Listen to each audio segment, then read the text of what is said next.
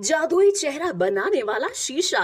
एक बार की बात है जब दक्षिण पूर्व की रानी सुप्रिया रात के समय फूलों के गार्डन में घूम रही थी। फिर वो एक जगह रुककर आसमान की तरफ देखने लगी और मन ही मन सोचने लगी, काश कि मुझे कोई लंबे और काले घने बालों वाली और सुनहरी आंखों वाली, जिसकी कोमल त्वचा हो और टमाटर जैसे गाल हो, ऐसी एक नन्ही प्यारी सी बच्ची हो जाए। कुछ समय बाद उन्हें एक ऐसी ही बच्ची होती है, लेकिन अफसोस की बात है कि जन्म देते समय रानी सुप्रिया की मौत हो जाती है। राजा विक्रमादित्य दूसरी शादी कर लेते हैं, जिसका नाम काया होता है। वो एक जादूगरनी होती है। शादी के बाद वो अपने साथ एक जादुई आईना लेकर आती है और उससे पूछती है, आईने आईने जादुई आईने, सबसे सुंदर कौन है बता।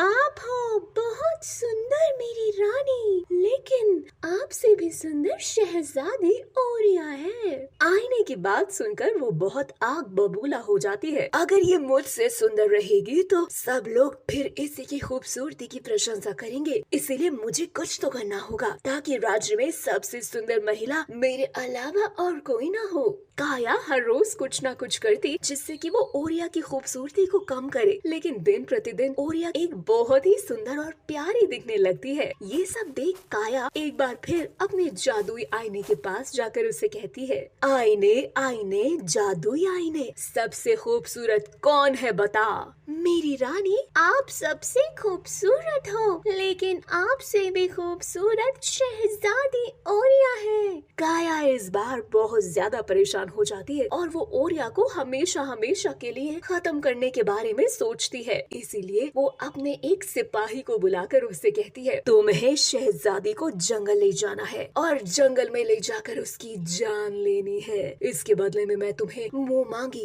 कीमत दूंगी, जिससे जिंदगी भर तुम्हें कमाने की जरूरत नहीं पड़ेगी। सिपाही ओरिया को जंगल की तरफ वो लेकर जाता है। मुझे मत मारो, मैंने तुम्हारा क्या बिगाड़ा है? तुम मेरे साथ ऐसा क्यों कर रहे हो? अगर मेरे पिताजी को तुम्हारे बारे में पता चला तो तुम सोच भी नहीं सकते कि वो तुम्हारे साथ क्या करेंगे।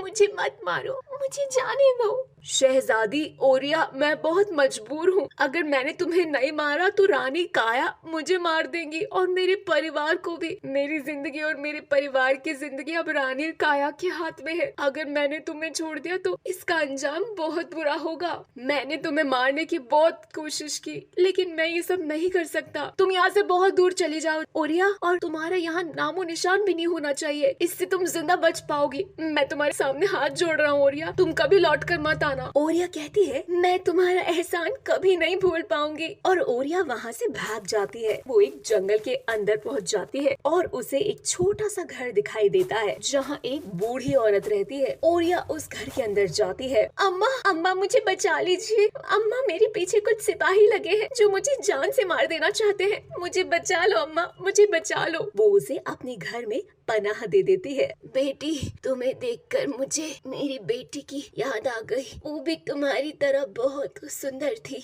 उसके भी तुम्हारी तरह सुनहरे बाल थे, टमाटर जैसे लाल लाल गाल थे। लेकिन वो दिन मैं आज तक नहीं भूल सकती जिस दिन मेरी बेटी की जिंदगी में तूफान आ गया। कैसा तूफान अम्मा, मुझे भी बताओ। कुछ समय पहले की बात है, बहुत तेज आंधी चल रही थी जिसकी वजह से चारों तरफ तूफान आ गया था। बादलों से जोर जोर से बिजली कड़कने की आवाज आ रही थी। चारों तरफ सन्नाटा छाया हुआ था। तभी वो औरत आसमान से उतरी। उसके हाथ में एक जादुई आईना था। उसने मेरी बेटी को देखा तो उसकी गंदी परछाई मेरी बेटी पर पड़ गई। उसने अपने जादुई आईने से मेरी बेटी को कैद कर लिया और उसकी खूबसूरती उससे छीन ली। तब से मेरी बेटी उस जादुई आईने में कैद है। लेकिन मेरे पास इस आईने का तोड़ भी है, लेकिन फिर भी मैं कुछ नहीं कर पाऊंगी क्योंकि उस जादूगरनी के आगे मैं नहीं टिक पाऊंगी। ओरिया मन ही मन सोचती है, मैं जानती हूँ हो ना हो ये औरत और कोई नहीं बल्कि मेरी सौतेली माँ है, क्योंकि ऐसा जादुई आईना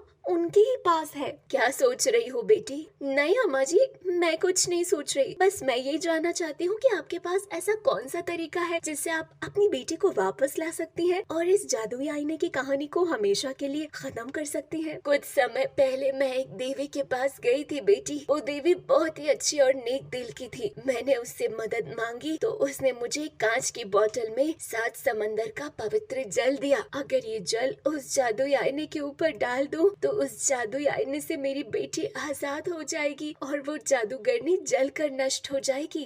अम्मा जी, मैं आपकी मदद कर सकती हूँ क्योंकि मैं जानती हूँ वो जादुई आईने वाली औरत कहाँ रहती है। ये कोई और नहीं बल्कि मेरी सौतेली माँ है। उसने धोखे से मेरे पिता से शादी की। उसके बाद जब उसे पता चला कि पूरे राज्य में सबसे सुंदर मैं हूँ तो उसने मुझे भी मारने की कोशिश की, लेकिन मैं जानती हूँ कि वो हमेशा हमेशा के लिए यहाँ से चली जाए और आपकी बेटी भी उसकी कैद से आजाद हो जाए। क्या सच में बेटी, सच में ऐसा हो पाएगा? मैं मेरी बेटी से दोबारा मिल पाऊंगी क्या? क्या सच में उस पूरी जादूगरनी से मेरी बेटी को छुटकारा मिल पाएगा? क्या ये तुम कर पाओगी? हाँ अम्मा, हाँ, मैं इस काम को करने के लिए तैयार हूँ। बस आपको मुझ पर भरोसा रखना होगा। मुझे तुम पर भरोसा है, लेकिन मेरी प्यारी बच्ची, तुम भी अपना ख्याल रखना। वो जादूगरनी बहुत खतरनाक है। अगर उसने तुम्हें नुकसान पहुँचाया तो मैं कभी अपने आप को माफ नहीं कर पाऊंगी। और पवित्र जल लेकर महल की तरफ जाती है। ओरिया छुपकर महल में पहुँच तो जाती है, लेकिन जैसे ही वो पवित्र जल को जादुई शीशे के ऊपर डालने जाती है तभी वहाँ पर काया आ जाती है। तुझे क्या लगा